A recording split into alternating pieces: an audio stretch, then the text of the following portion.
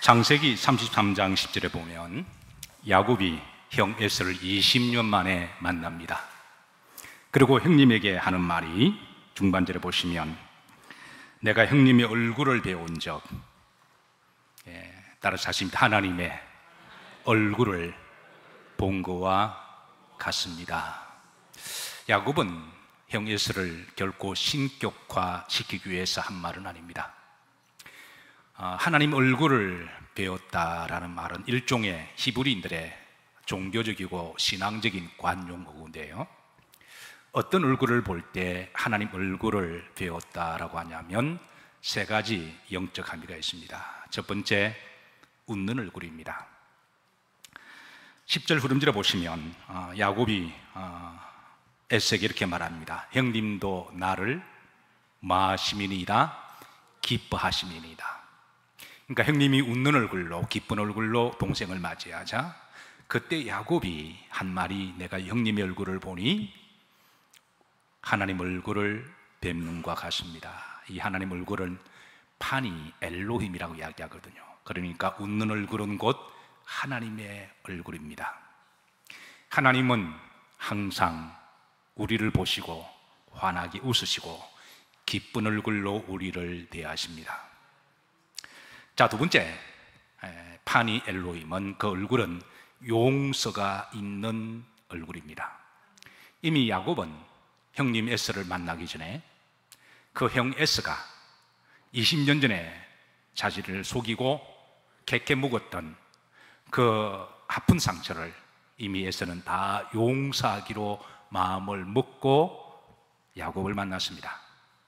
사랑하는 성도 여러분, 용서하는 얼굴이 하나님의 얼굴인 줄로 믿으시기를 주의 이름으로 축복합니다.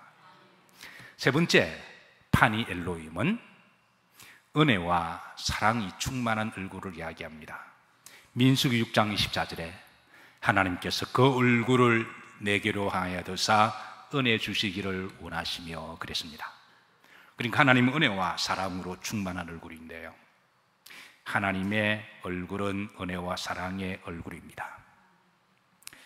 저는 여러분들이 하나님의 집에 오셔서 하나님 얼굴을 뵙기를 주의 이름으로 기도하고 축복합니다. 그런데 자녀면 또 그 부모를 닮는다 그랬죠. 우리가 믿음 생활을 정말 성령 안에서 인격적으로 믿음 생활을 잘하면 자연스럽게 하나님을 닮아가게 되는 줄로 믿습니다. 그래서 하나님 얼굴이 투영되고 닮아가는데요, 하나님은 하나님 얼굴을 우리들에게 항상 웃는 얼굴로, 기쁨의 얼굴로, 그리고 우리를 용서하는 얼굴로, 우리를 사랑하는 얼굴로 대하시지만 우리 역시 하나님의 얼굴이 되기를 원하십니다. 그래서 저는 여러분들이 교회 오실 때마다 하나님 얼굴을 뵙고 또한 여러분의 얼굴도 하나님의 얼굴에 투영이 되어서 하나님의 파니 엘로힘의 얼굴이 되기를 주의 이름으로 축복합니다. 만약에 우리 한 사람이 오늘 야곱과 에서가 만난 것처럼 하나님 얼굴을 가지고 서로 맞이한다면 그 공동체는 얼마나 기쁨과 행복한 공동체일까요? 사랑하는 성도 여러분, 저는 우리 영일 성도님들이 서로 우리가 그래도 어떤 경우는 한 주에 한 번 만나잖아요. 물론 어떤 분들은 날마다 교회 오시는 분도 계시겠지만 어쨌든 각박한 세상에 웃을 일도 없고 마음에 여러 가지 상처가 있다고 할지라도 매주일날 한 번 하나님 교회 오셔서 하나님의 얼굴을 통하여 여러분의 그 은혜가 투영되시고 여러분의 얼굴도 하나님 얼굴이 되어서 성도들을 서로 만날 때마다 내가 성도님을 바라보는 것이 마치 하나님 얼굴 보는 것과 같습니다. 그런 행복한 만남이 있으시기를 기도하고 축복합니다. 이거는 여러분들이 가정에서 부부끼리 볼 때도 마찬가지인데요, 부모와 자식이 볼 때도 저는 마찬가지라고 생각합니다. 가족들이 볼 때도 마찬가지라고 생각하는데요, 그래서 가족들끼리 서로 환하게 서로 용서하는 마음으로 사랑과 은혜로 하나님 얼굴을 대하시고 서로 마주보는 복된 가정이 되기를 주의 이름으로 축복합니다. 제가 미국의 여정을 다녀온 지 3주가 지났습니다. 마치 3주가 제게는 20년이 걸린 것 같습니다. 20년의 여정을 마치고 여러분들을 바라보니 마치 하나님의 얼굴을 보는 것과 같습니다. 여러분도 저를 바라보실 때마다 하나님 얼굴로 보는 것처럼 그렇게 바라보기를 기도하고 소망합니다. 자, 옆으로 보시면서 내가 보는 것이 하나님 얼굴을 보는 것과 같습니다. 서로 인사하도록 합니다.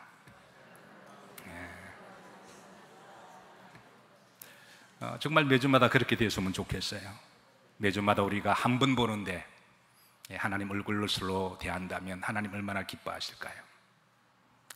여러분들을 오늘 주의 말씀을 인도합니다. 오늘 바울은 인간의 원죄 속에 뱀처럼 또아리를 잡고 있는 19번째 속성, 바로 자랑하는 자들에 대하여 드러내고 폭로하는데요, 우리가 지난번에 30절 말씀을 봤습니다. 18번째 교만하는 자요. 어떻게 얼핏 보면 교만한 자와 자랑하는 자가 비슷한 속성처럼 보여서 아마 여러분들의 성경 읽어 내려가실 때 이 부분이 되시면 그냥 석 지나가시기도 하실 겁니다. 근데 만약에 사도 바울이요, 만약에 비슷한 말이라면 반복할 리가 없겠죠. 그러니까 뭔가 다른 겁니다.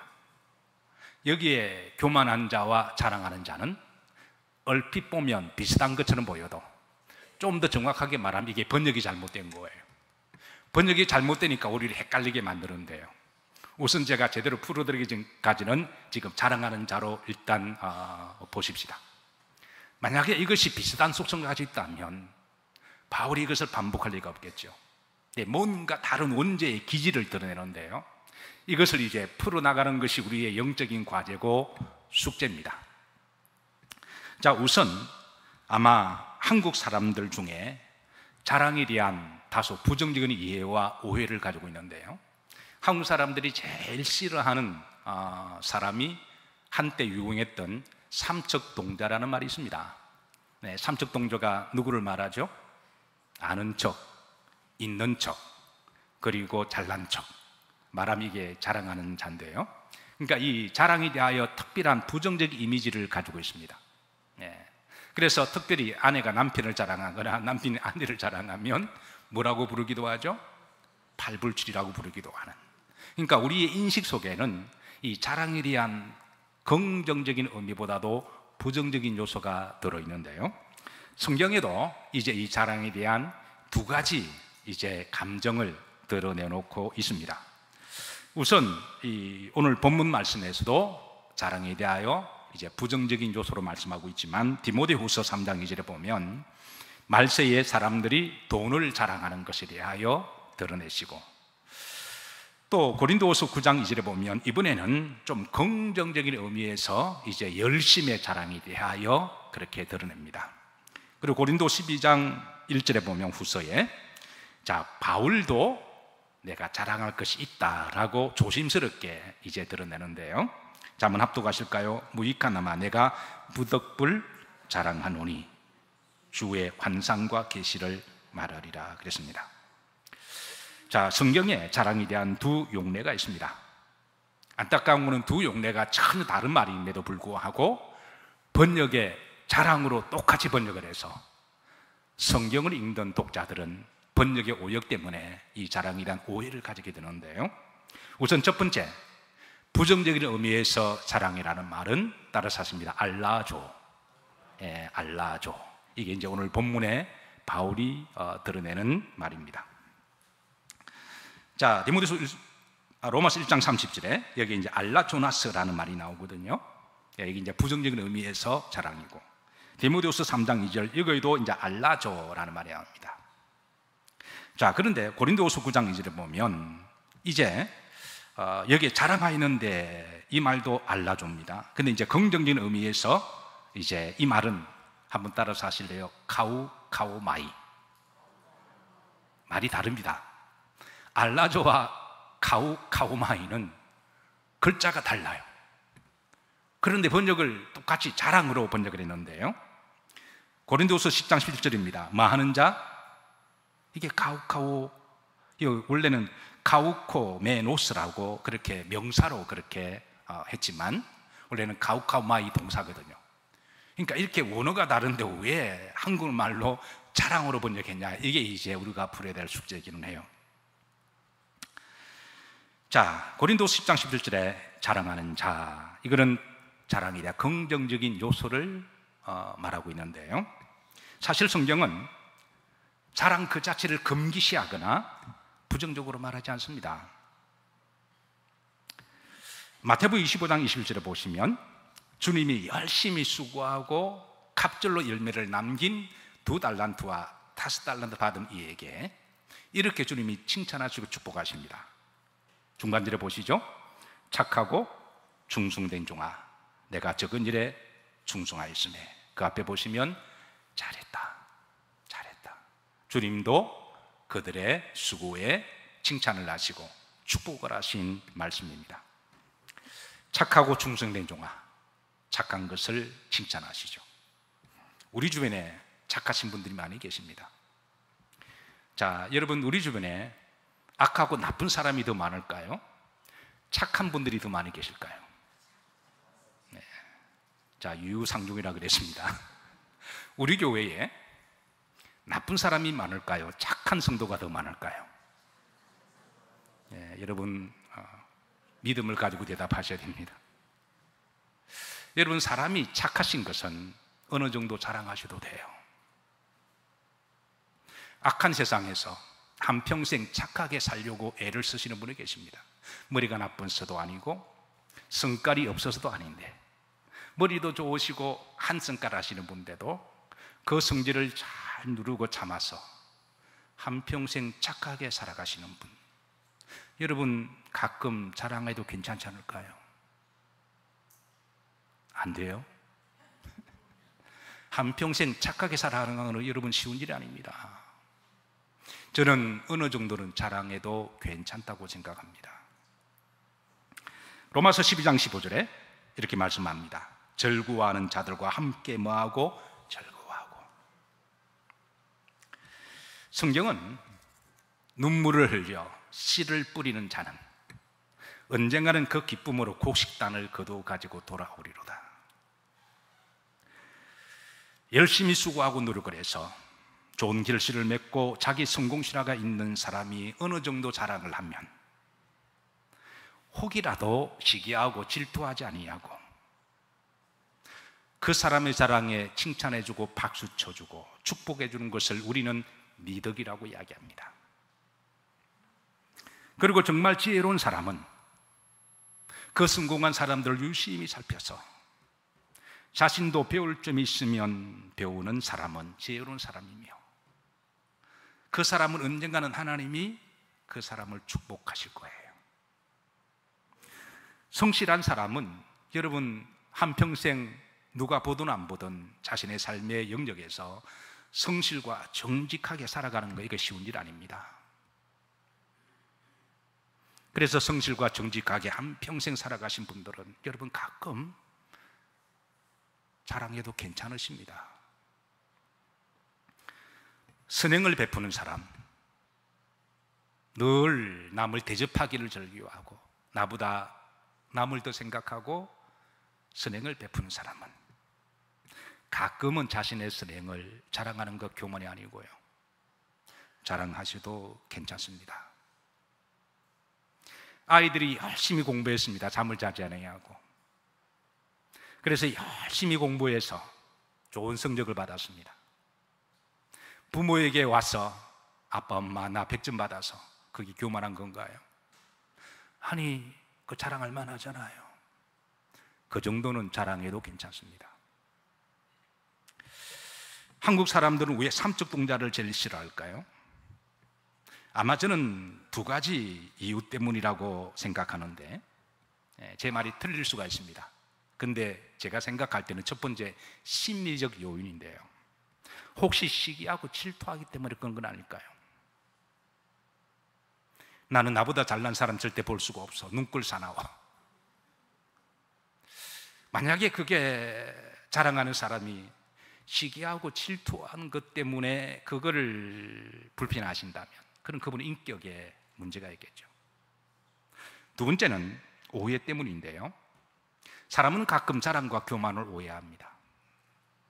그런데 성경은 자랑과 교만에 대해서 분명히 구분을 합니다. 성경에 오늘 긍정적인 의미에서의 자랑은 자신이 성실과 정직하게 최선을 다하여 거둔 열매에 대하여 어느 정도 적정한 선과 절제를 지키면서 심리적으로 자연스럽게 그렇게 가끔 자랑할 수 있는 것, 충분히 성경은 그것을 허용합니다. 그런데 교만은 뭐냐면 자신의 자랑을 통해서 남을 무시하거나, 두 번째는 남보다 우위의식을 가지거나, 세 번째는 계급적으로 상대를 군림하려고 하는 태도가 될 때, 그리고 이 모든 것을 내가 자기를 너무 지나치게 강조할 때, 그것을 성경은 교만이라고 이야기하지. 어느 정도의 성실하게 뿌린 것에 거둔 열매를 하나님도 기뻐하시고 하나님도 칭찬하시고 축복하십니다. 사랑하는 성도 여러분, 저는 우리 영일교회가 적정한 선을 지키면서 자랑할 것이 많이 있는 교회와 성도들이 되기를 주의 이름으로 축복합니다. 앞으로 여러분 적당한 선에서 아내들은 남편을 자랑하십시오. 왜 아멘들을 안 하시나요? 그리고 또 남편은 적당한 선에서 아내를 자랑하셔도 됩니다. 손주 자랑하셔도 됩니다. 아들 자랑하셔도 돼요. 성실과 정직하게 살아오신 것 어느 정도는 자랑하셔도 됩니다. 그런데 오늘 바울이 말하는 자랑은 그런 뜻이 아닙니다. 이제 오늘 바울이 이 알라조나서, 이게 왜 이 용어를 사용했는지 우리가 함께 풀어나가도록 합니다. 자, 여러분, 원래 이 말은 떠돌아다니는 자들이라는 말입니다. 알라조나서는요, 한번 따라서 떠돌아다니는 자들. 기본적으로 이 알라조나서는 동사 알라조에서 파생됩니다. 알라조는 떠돌아다니다라는 말이고요, 이 알라조가 단수 알라존이 되면 떠돌아다니는 사람이라는 말이 되고, 복수가 되면 떠돌아다니는 사람들이라고 됩니다. 그러니까 바울이 살던 시대에 이런 사람들이 많았다라는 거예요. 복수 알라조나스를 쓰는 것은 그 시대에 이런 사람들이 더 많이 있었다. 그리고 결론적으로 말하면 이런 사람들을 부정적인 의미에서 일부 정치인들을 두고 하는 말이었습니다. 자, 이제 본을 한번 보도록 합니다. 여러분 잘 아시겠지만 어느도 역사의 시대 배경을 따라서 탄생과 성장과 죽음의 과정을 사이클을 가지게 되는데요, 대표적으로 여러분 인사라는 단어가 그러합니다. 여러분 인사가 무슨 뜻인지 아시나요? 아마 아시는 분들은, 젊은 사람들은 아실 거예요. 자, 인사는 인사이더의 준말이죠. 안에 있는 사람. 자, 이 말이 이제 한국 줄임말이 되어서 인사라고 부르는데, 사람들과 잘 어울리고 그리고 친화력이 좋은 사람, 친구들 사이에 저 사람 인사야 그러면 성격이 좋고 그리고 인기가 많은 칭찬적인 말로 그렇게 표현하기도 합니다. 이 단어가 언제 우리나라에 탄생되었냐면 2017년도에 탄생되었습니다. 그러니까 그전에는 없던 단어였습니다. 그런데 이 인사가 지금은 이제 한참 성장기에 도달해서 유행을 선도하는 말이어서 칭찬적인 말이지만, 이 인사가 또 언제 시대가 지나면 또 역사 속에 사라질지 모르는 단어로 될 수도 있습니다. 바울 시대의 알라조가 바로 그런 배경을 가지고 있습니다. 자, 알라조는 원래 떠돌아다니다라는 말인데요, 고대에서는 대부분의 사람들이 자기가 태어난 그 고향, 거기에서 태어나고 거기에서 자라고 거기에 죽는 사람이 거의 70-80% 이상이었습니다. 소위 음울한 개구리였죠. 심지어 어떤 사람들은 저 산 너머에 있는 다른 동네의 마을까지도 가보지 못하고, 그러다 보니까 저 산 너머에 있는 사람들은 어떻게 생겼고 뭘 먹고 또 어떻게 생활하는지가 사람이 호기심이 있어서 무척 궁금했는데요, 어떤 경우는 이제 다른 나라에 다른 민족에 있는 사람들을 궁금해했습니다. 그런데 그 중에 어떤 사람들은 용기를 내어서 그 산 너머 다른 마을에 가는 사람도 있었고, 심지어 배를 타고 다른 나라에 목숨을 걸고 다니면서 그 소식을 이렇게 알아오는 사람들이 있습니다. 이런 사람을 떠돌아다니는 사람이라고 알라존이라고 그렇게 불렀습니다. 그래서 이런 사람들은 외부에 가서 그 신문명의 소식을 그렇게 보고 느끼고 체험한 것을 가지고 고향에 돌아오면 그 사람은 그 마을의 소위 인사였습니다. 매우 인기가 많았어요.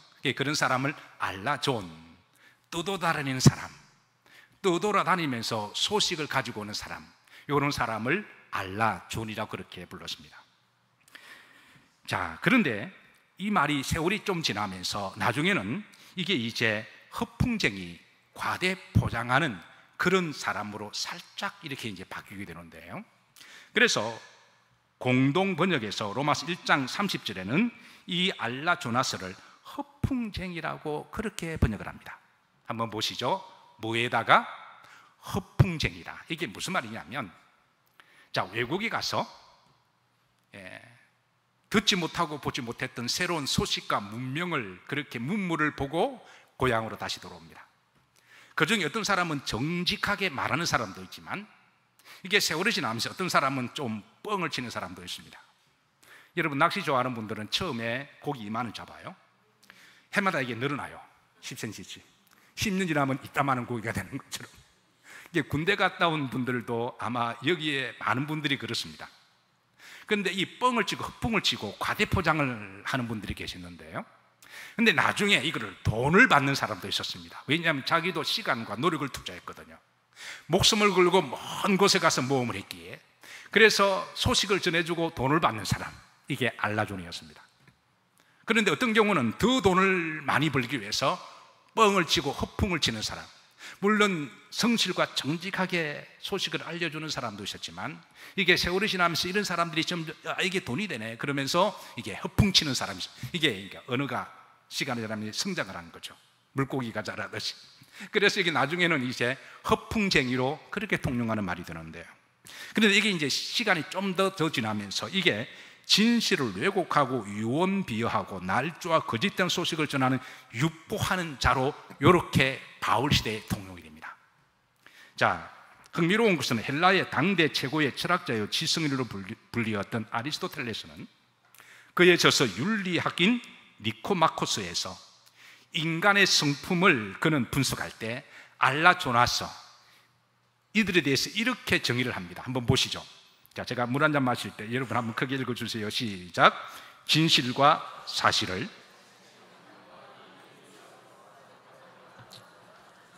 자, 과대포장하라는 그 이전까지의 유통된 말이고, 이 아리스토텔레스는 이걸 이제 조작하는 사람까지도 보는 거예요. 무엇을 위해서? 자신의 이익과 탐욕을 위해서. 그래서 어떤 사실을 왜곡하고 조작하고 거짓을 만들어서 유포하는 그런 사람을 바로 알라조나스라고 아리스토텔레스도 이 글에 대해서 드러내고 폭로합니다. 자, 바울이 살던 시대에 정치인들의 또 다른 별명이 바로 알라조나스와 같은 사람들이었습니다. 로마 유명한 역사학자 타키투스는 그에 있어서 로마 역사에서 옥타비아누스와 그리고 그의 안토니우스 장군에 대한 스토리를 알려주는데요, 두 사람 다 장군이었을 때, 그 다음에 차기 로마 황제가 누구냐라고 세간에 관심이 있었을 때, 로마의 모든 백성들, 특별히 여성들에게는 안토니우 장군이 절대적으로 인기가 많았습니다. 왜냐하면 일단 외모가, 안토니우스 장군은 굉장히 늠름하고 잘생겼고 성격이 호탕했거든요. 게다가 전쟁도 잘해서 군사적인 용명이나 전략이나 지략이 뛰어나서 옥타비아누스 장군은 안토니우스 장군에 비할 바가 아니었습니다.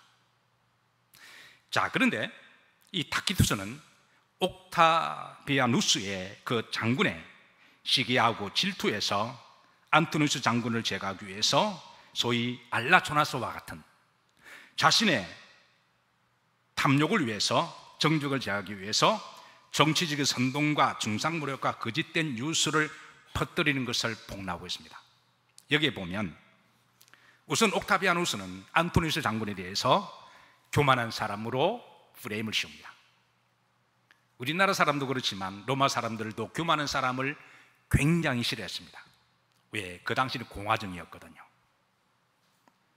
두 번째, 그의 잘생긴 외모와 호박한 성격을 통해서 그는 성적으로 매우 문란하고 방탕한 사람으로 소문을 내는데요, 특별히 그가 이집트의 클레오파트라와의 가진 그 사랑에 대해서 아주 성적인 정욕에 사로잡힌 사람으로 그 프레임을 씌웁니다.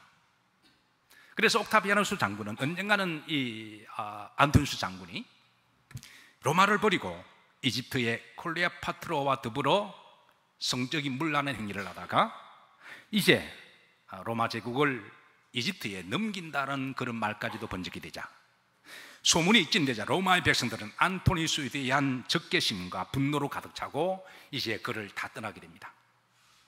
그리고 군부들도 안토니우스를 등을 돌리게 되는데요, 분에 찬 안토니우스는 자신을 따르는 병사들을 모아서 전쟁을 일으켜서 이미 운동장은 기울어졌습니다.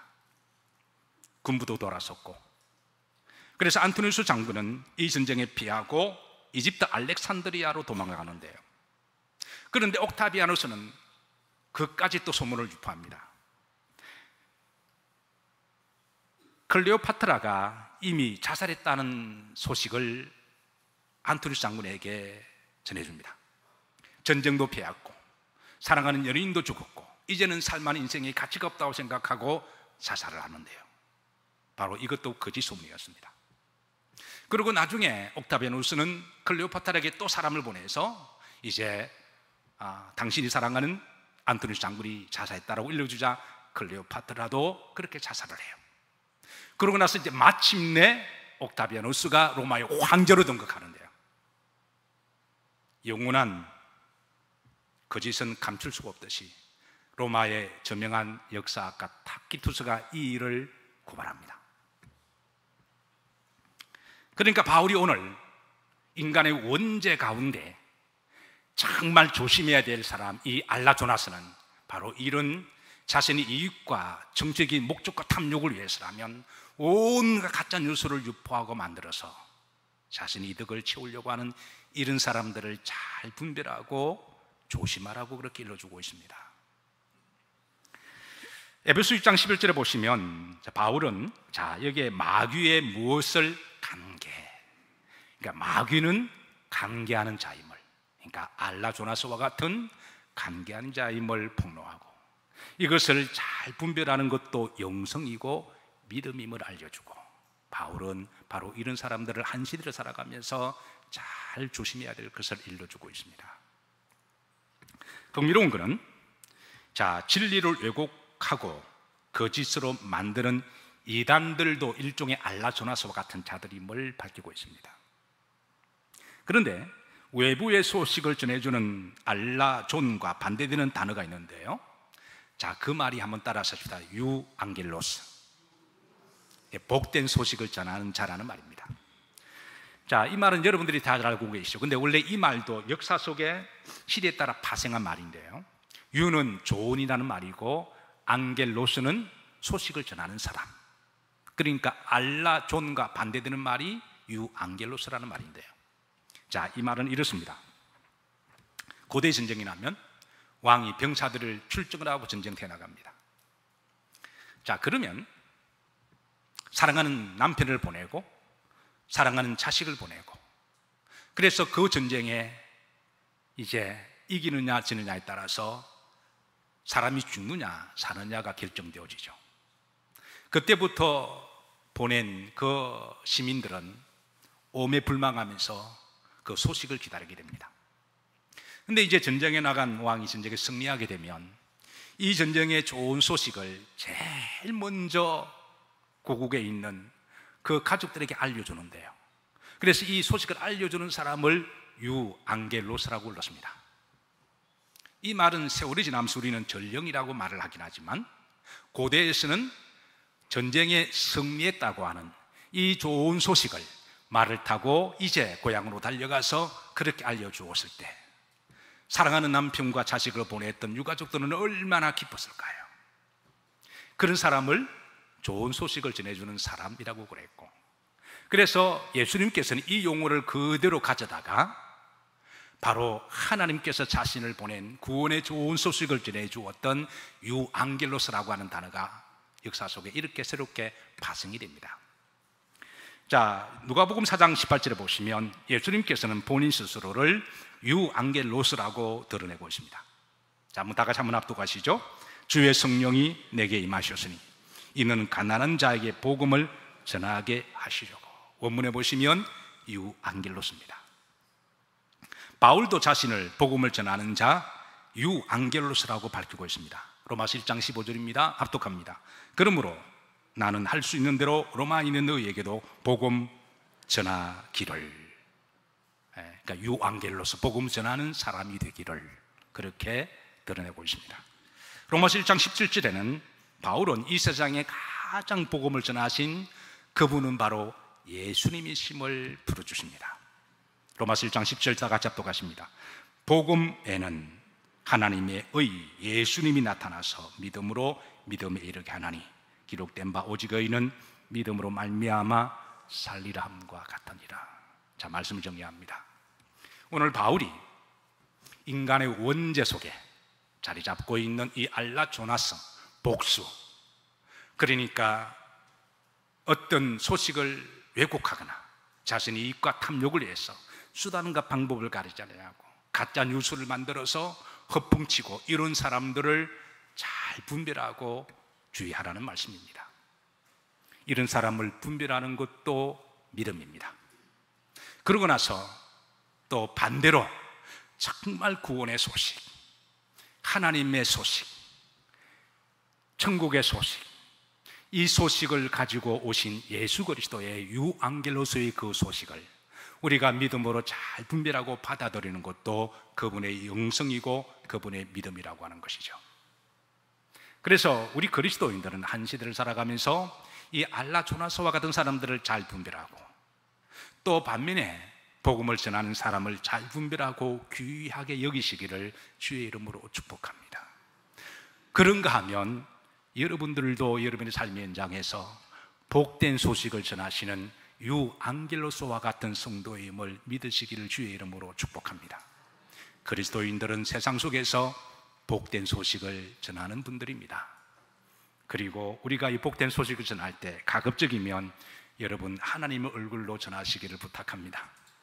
교회 오셔서 우리 모두가 다 하나님 얼굴을 뵙고 하나님 얼굴은 환하게 웃는 얼굴이시고 그리고 나에게 상처 아픔을 주었던 사람들조차도 뭐하는 얼굴이라고요? 용서하는 얼굴이시고 그리고 은혜와 사랑으로 충만한 얼굴이심을 기억하시고 자녀는 하나님을 닮게 되어 있습니다. 우리 모두가 다 하나님 얼굴을 바라보시고 하나님 얼굴을 닮고 그리고 우리 삶의 현장에 가서 하나님의 얼굴로 여러분이 만나는 사람들에게 유앙겔로스를 전하는 복음의 통로가 되기를 주의 이름으로 축복합니다.